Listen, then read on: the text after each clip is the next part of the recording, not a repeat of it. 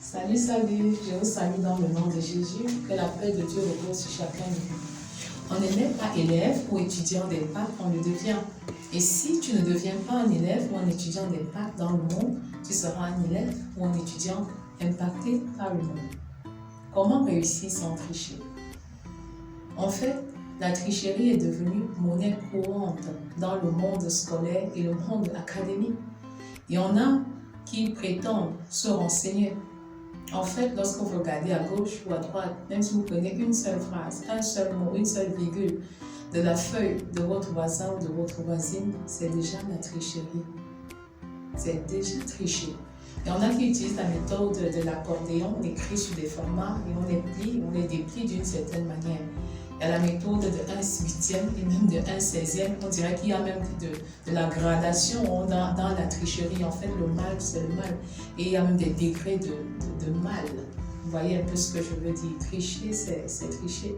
Que ce soit un simple renseignement, que ce soit une simple information qu'on demande à gauche ou à droite, tricher, c'est effectivement tricher. Et j'ai l'habitude de dire aux élèves et aux étudiants que votre voisin n'est pas nécessairement plus intelligent que vous.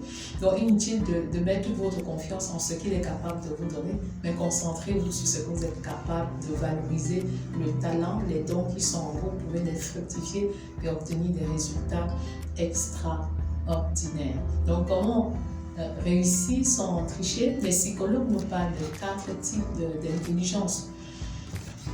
Le quotient intellectuel, le quotient émotionnel, le quotient social et le quotient d'adversité. Le quotient intellectuel mesure votre capacité à résoudre des problèmes mathématiques qui se présentent à vous. Le quotient émotionnel mesure votre capacité d'être en paix et en harmonie avec les autres personnes. Le quotient social, quant à lui, mesure votre capacité de bâtir des réseaux d'amis. Il a été démontré que plusieurs parents mettent une emphase particulière sur le quotient intellectuel au détriment du quotient émotionnel et du quotient social. La tendance est d'accumuler beaucoup de diplômes. On a comme impression que plus vous accumulez les diplômes, mieux vous marquez la différence. On a comme l'impression que les parents sont plus honorés de dire que mon fils ou ma fille a tel niveau intellectuel et donc la tendance à aller le plus loin possible. D'ailleurs, au Cameroun, beaucoup de personnes travaillent dans cette dynamique. On a comme l'impression que votre valeur dépend du nombre de diplômes que vous avez à votre actif. C'est pourquoi on peut voir un jeune Camerounais avoir un master, 2 masters, 3 masters, un PhD, un autre PhD. Ce n'est pas mauvais d'aller à l'école, ce n'est pas mauvais d'obtenir ces diplômes, mais il faut surtout, à mon avis, développer la maturité intellectuelle. Parce que je crois que la maturité intellectuelle n'est pas l'accumulation des diplômes, mais la maturité intellectuelle est la capacité de répondre aux besoins de votre époque, de votre génération. C'est cette capacité qui vous pousse à apporter des éléments de réponse, à apporter des solutions aux difficultés que les uns et les autres rencontrent. Cela veut dire en fait que vous pouvez avoir plusieurs doctorats, vous pouvez avoir plusieurs diplômes sans être intellectuellement mature, à ma façon de voir et d'appréhender les choses.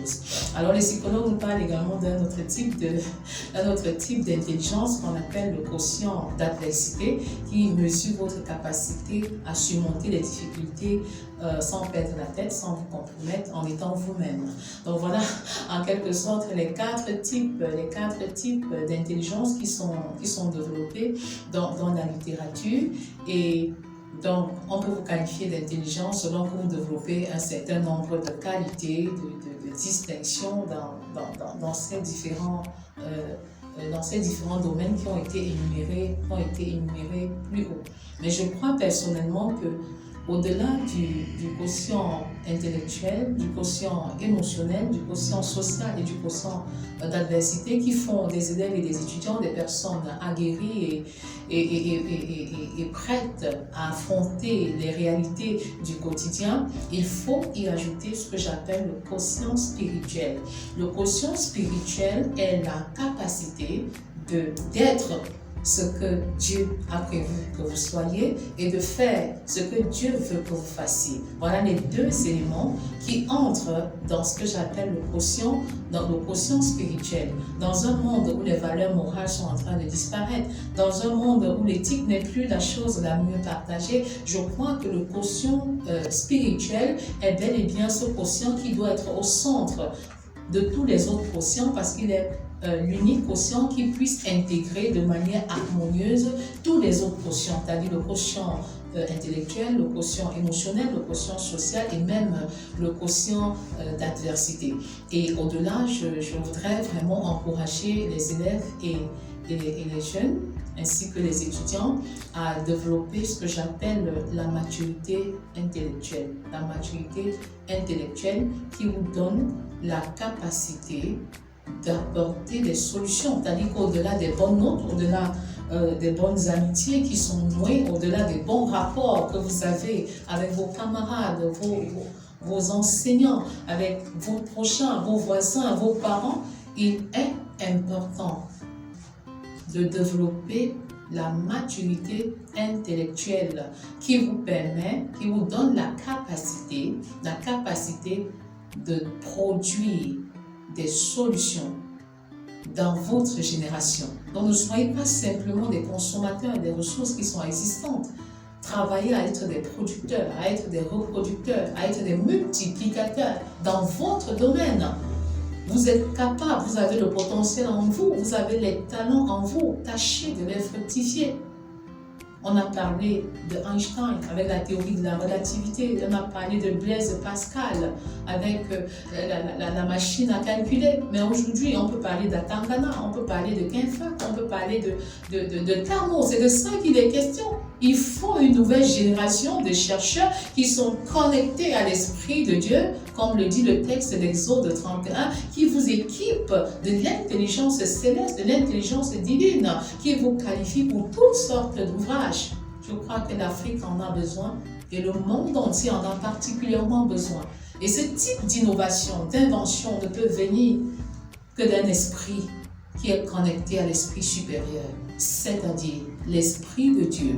L'Esprit de Dieu. C'est pourquoi je vous encourage vivement, élèves et étudiants, à intégrer le comité scientifique divin, constitué de Dieu le Père, Dieu le Fils et Dieu le Saint-Esprit, et vous allez atteindre les sommets les plus élevés de la connaissance et du savoir. Au-delà d'aller dans les salles de classe, dans les amphithéâtres, c'est dans ce comité scientifique que se trouve le savoir par excellence. C'est le comité qui a le monopole du savoir, le monopole de la connaissance et qui est prêt à le partager, à le distribuer à tous ceux qui sont dans le besoin pour une transformation complète de notre société. Nous avons besoin des ingénieurs, nous avons besoin des techniciens, nous avons besoin des penseurs, des chercheurs qui sont connectés aux chercheurs par excellence qui est Dieu. Dieu qui a créé le ciel et la terre et tout ce qui s'y trouve.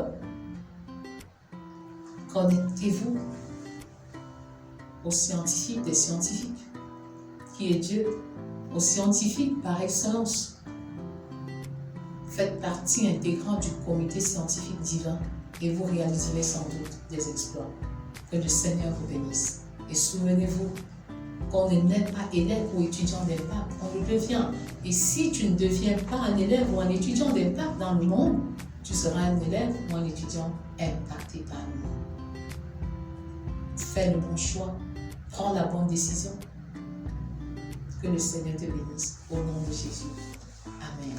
Si vous avez aimé cette vidéo, alors abonnez-vous, activez la cloche de notification, laissez un commentaire, partagez pour restaurer une vie, une famille dans le but d'impacter une nation, le monde entier.